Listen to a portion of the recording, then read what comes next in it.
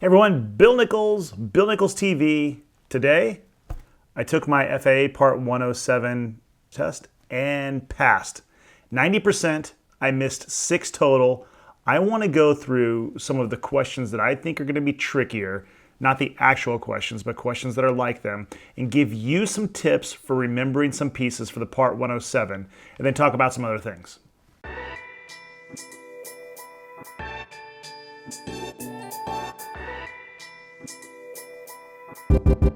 So today, I took the aeronautical knowledge test for the FAA Part 107 at Sunrise Aviation in Santa Ana. Thanks to all the studying that I did beforehand, it was relatively pain-free. I did miss a couple more than I planned on. When I got a 90%, I missed 6. I'm going to go through some pieces really quick that I think are going to help you pass this, tell you about the resources that I used and how valuable they were. So if you've been watching the videos, you know that I used dronepilotgroundschool.com. You can still get a discount. Links in below, and I'll talk a little bit more and show you a little bit more later. If I had not have used dronepilotgroundschool.com, I can say definitively that I would not have passed. What I learned about weather and what I learned about sectional charts, and then what I learned in the updates that Alan posted in his update section were invaluable to taking the test. I'm going to go through some of that and show you how he's updating his course, show you a little piece on sectional charts. But first, I want to jump into a couple of things that I think will really help you because they come up a lot. So on the test, the couple of things that came up the most, latitude and longitude came up a lot. And that's really basic. Go through, make sure that you know latitude and longitude. What does 101 degrees and 3 minutes west mean? And what does 47 degrees and 40 minutes north mean?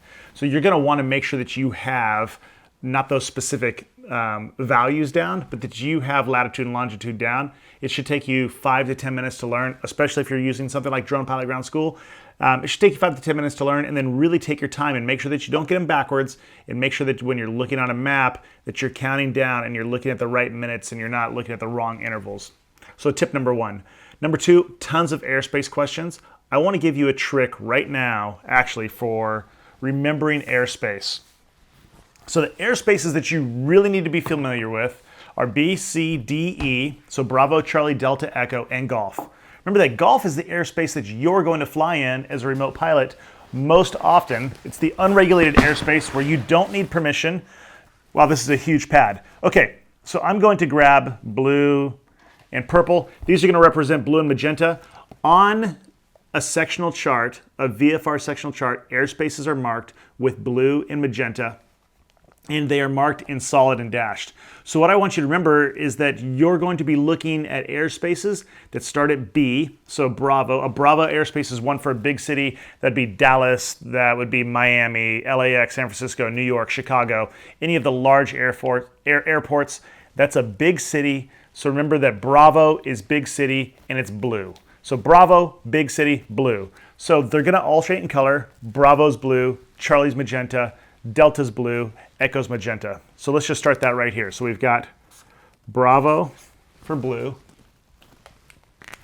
Charlie, magenta, Bravo, Delta, Echo, magenta. Then the only thing that you need to remember is that the top 2 are solids and the bottom 2 are dashed. So for Bravo, you've got a solid line. For Charlie, you've got a solid line. For Delta, you've got a dashed line, and for Echo, you've got a dashed line. This is the easiest way that I found for me to remember the various airspaces. So Bravo, big city, blue, then you just go down the colors. Charlie, magenta, and they alternate. Delta, blue, Echo, magenta, solid, solid, dash, dashed. That's it. I'm going to show you that on a sectional chart. That's the easiest way, really quick, to remember your colors and the symbology for your airspaces, so that you can tell what size an airport is on a sectional chart. So sectional charts, you need to know those. You need to know weather. You need to know the various things. So if we talk about weather really quick, I'm going to write down a METAR. If you've never seen a METAR, you're going to see how Greek this looks. So you can definitely see this right here.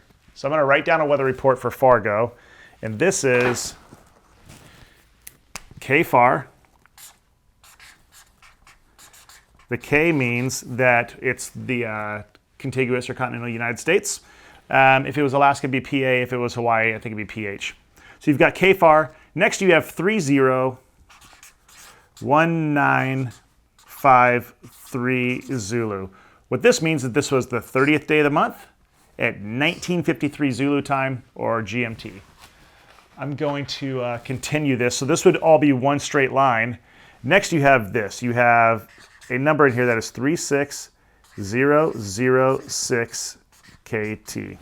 So what this means is that you've got winds coming from 360 degrees, true, at 6 knots. So 360 degrees, 6 knots. If it's over 2-digit winds, you're probably not flying. Then we have a 10 SM. So this is visibility. So we have location, date and time, wind, visibility, 10 statute miles. It's always in statute miles. And now we've got weather. So this is where you're asked a lot of questions about METARs. So you're asked, what is the time range for both METARs and for the larger advisories? And then you've got weather that's asked a lot. So the weather on here, on this one, is, do we have enough room? We do. So we have SCT 030CB. What this means is we've got scattered clouds. This is in hundreds at 3,000 feet, and they're cumulonimbus. So not good clouds, right? So these clouds are thunderstorm type clouds, or they're very turbulent clouds. Then the next thing that you have is 2711, temperature and dew point, and then you've got remarks. So if this looks like Greek to you, you've got some serious studying to do, because you should be able to look at this and this should just look like English. The biggest thing that I wanted to talk about on here is that what I was asked out of these, I asked what's the direction of the wind and the speed of the wind. So right here. I was asked what is the visibility at KFAR or in Chicago or at Midway. So that's right here.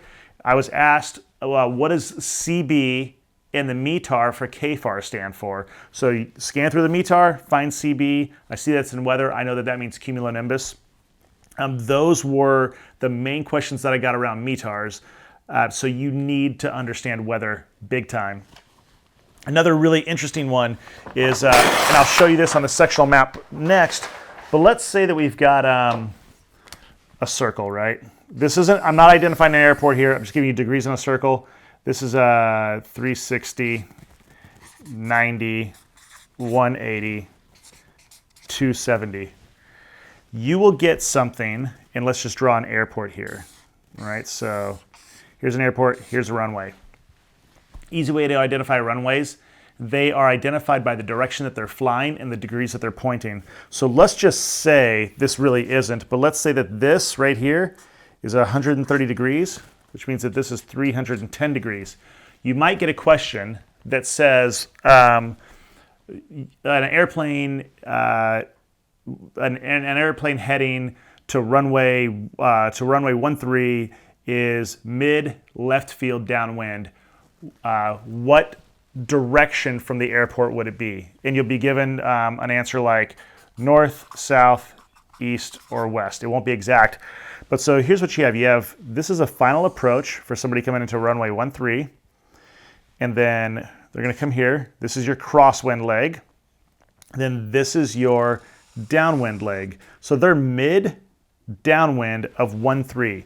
If they're mid downwind of 31, they would be over on this side because they would have been approaching here, turn left, they'd be mid downwind. Now they're mid downwind of 13, so they came over 13, they're right here, they're mid downwind, or maybe they just entered the traffic pattern coming in at a 45-degree angle at traffic altitude, and they're right here. So they're about right here.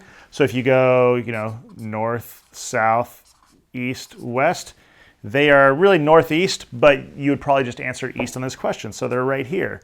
Another kind of tricky question here. And that has to do with sectional charts. So you're looking at sectional charts. Really, you could answer this because you could picture it in your head and go, okay, 13 is 130 degrees. I know that that's going to be coming down this way, and left midfield downwind is going to be over here. Now let's bring up just a couple of more things really quick. There's a new style of question that's being asked. It's brand new. It wasn't on really any of the practice tests except for one that I took. I saw some people talking about it. So this is a tricky one. I could not find anywhere on sectional charts that this information is, and it's not. It's actually in a different book. So I found a reference at Cornell Law. So you will get a question. You might get multiple questions like this. What is the required minimum visibility for airport X? I got 2 or 3 of these. And had I not seen this on a practice test, I literally saw this on a practice test about an hour beforehand, had to find how to find this answer because it's not in the testing supplement, it's not on the sectional chart, and then I had to figure out really quick how to remember it. So let's take this Jamestown Regional. So Jamestown Regional, it's a dashed magenta. So see that dashed magenta? So remember, blue magenta solid, blue magenta dashed, B, C, D, E. So this is a Class E surface because it's dashed, so it goes down to the surface. So this is a Class E airport. So I need to know what is the required minimum visibility for this airport. And I'm going to put this link in the description to help you. What I found was at Cornell University Law School, 14 CFR 103.23, flight visibility and cloud clearance requirements. This is a brand new question that's on the test. I got 2 or 3 of them. So what you look at here is that you've got airspaces, Class A, it's not applicable, B, C, D, and E, and G. So all of these, B, C, D, and E, the required minimum visibility is 3 miles, unless in an E, it's above 10,000 feet. And in Class G, it's 1 mile unless you're above 10,000 feet MSL or 1,200 feet above the surface, and then it's 5 statute miles. Jamestown Regional, we could just look, I mean, you can look at the elevation of the airport, but we can just look right here and go, okay, so this is 2,400 feet, 2,300 feet. It is not above 10,000 feet, that whole area. So the required minimum visibility for the Jamestown Regional Airport would be 3 statute miles. This question was driving me nuts right before the test because I saw it right before I went in and had to scramble and find this resource. So the way that I quickly remembered it was that all B, C, D, and E are 3 miles. If it's over 10,000 feet, it's 5 miles, and then G is 1 mile and 5. And that's the biggest piece. And then the last piece that I want to talk about that there were a ton of questions on are the height of objects on your sectional chart. So let's really quickly look at one. So you might see a question that is, let's look at what the scale here is. So we'll just say that this is about 5 statute miles maybe. So you are going to inspect the tower, one of the towers or the cluster of towers that is 5 statute miles south of the Jamestown Regional Airport. How tall are those towers? So if we look down from Jamestown, let's go down about 5 miles according to the amount here. I'm just guessing it's about 5 miles and we're saying south. So we've got these towers here. So you can see that this tower, this is the closest one to it, says 1786 and 305. So the mean sea level elevation is 1,786. That's what your altimeter is going to read. That's what your altitude settings are going to be set to. But the height above ground level, the AGL, is 305. That's right here. Then for this little cluster of ones down here, and I'm showing you these because this is kind of how it came up on the test, you have 1979 MSL and 499 AGL. I brought up this specific example because I had examples on the test that had answers in both MSL and AGL. So, and they wouldn't really cluster them. They would have some that were MSL and AGL, but they were different values from different areas. So what I wanted to bring up here is that while I had these two, the answers that I saw on the test, it wasn't for these exact two, but it was just like this. They were for one of the set. So on one question, it had the answer in AGL. So it would say you're inspecting these towers that are 5 miles south of the airport. What is their elevation? And it had 499 AGL or 499 MSL. And then it had just 2 other values. So one, you want to make sure that you're reading it in either MSL or AGL. And remember, they're all MSL except for the ones in parentheses. Those are AGL. And then I had the question again, and it would have 1979 MSL or 1979 AGL. And I just chose the correct one. So those are the biggest pieces for me that I saw. All of those examples probably encompassed 1/6 of the test. Then the other things that you really want to look at are risk management, crew resource management, CRM, decision making, and then just the overall soft pieces that don't have to deal with this, whether it's maintenance. So remember, you can create a maintenance schedule for your UIS by looking back at your maintenance records and the work that you've had to do and come up with your own maintenance schedule. Almost anything that says who makes the decision, it's almost always the remote pilot in command. So I just wanted to go through these guys and tell you I had a great time taking the test. I was very well prepared, really, no joke, completely due to dronepilotgroundschool.com. So I want to go through a couple of things on here really quick, show you some of the curriculum, just give you an idea. And then remember, you still have a $50 off discount. I've extended it with Alan from dronepilotgroundschool.com. It's $249. It's probably the best $249 that I've spent. So what I want to show you specifically in here, I'm going to show you two things. I'm going to show you part of the sectional chart training because there's so much stuff on sectional charts. And I want to show you Alan's update log. So when you're going through Drone Pilot Ground School, you've got your curriculum like this. So like, here's an example of latitude and longitude. Let's go forward to the line below 48 degrees.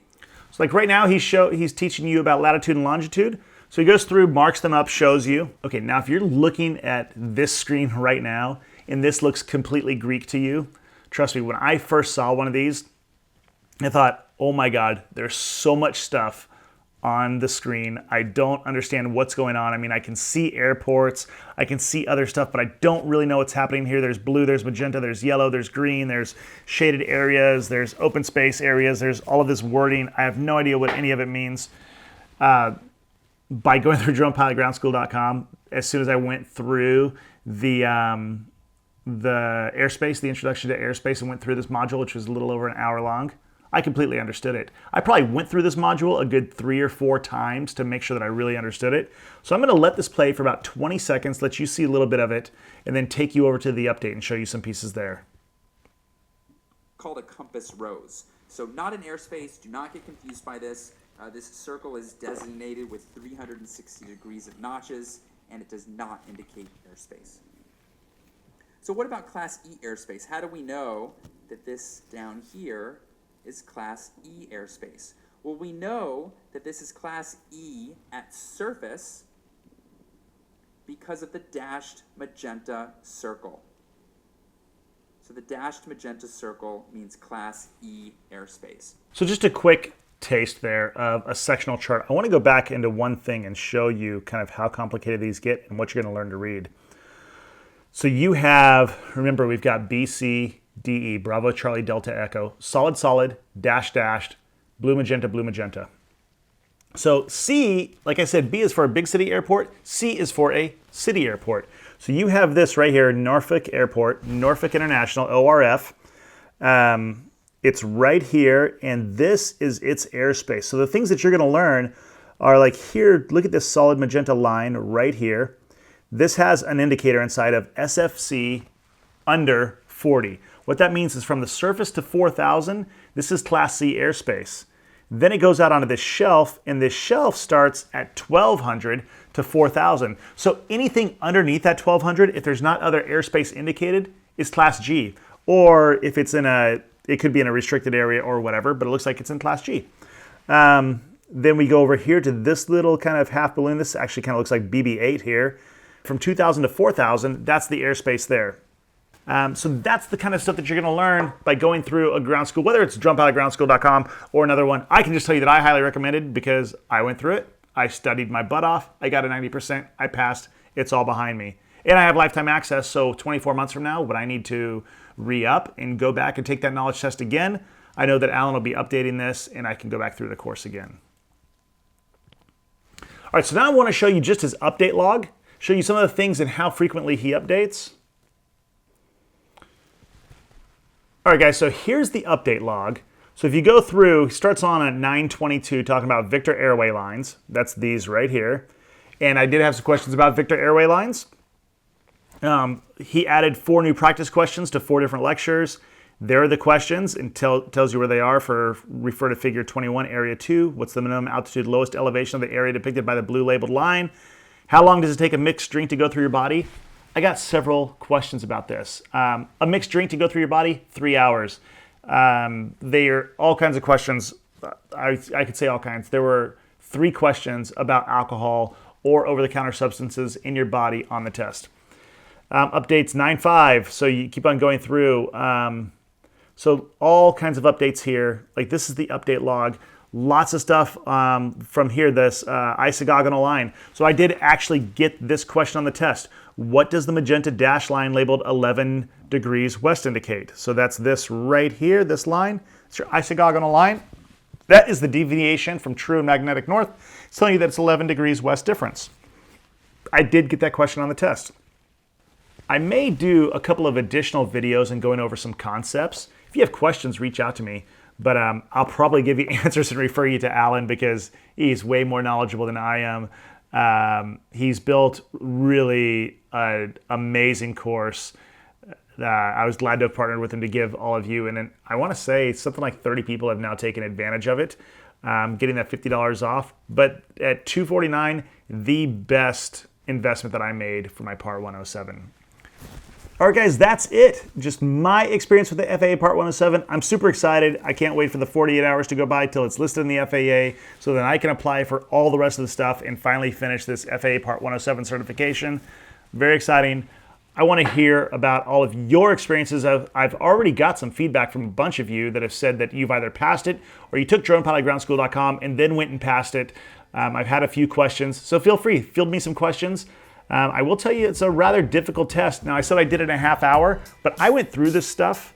Yesterday, I spent 10 hours studying, just going through. And then today, I went and found every practice test that I could and took every practice test multiple times. There's 5 in Alan's course. I took all 5 of them, and then it emails you your results with the ones that you got wrong and shows you what you did wrong and what the correct answer was. Totally invaluable. Some of the questions were the actual ones on the test. I'd almost say a third of them that I had in the test I had through the school as well, where they were so close. And that's it, guys. So thanks for watching. Watch the other video where I am giving away the Z14 bag. I'm just gonna keep reminding you, as soon as we hit 7,500 subscribers, that's less than 500 to go. That's amazing. Thank you all so much. And I'm gonna give that bag to somebody. And you guys have an awesome day. You keep watching, I'll keep making videos, and I'll talk to you soon.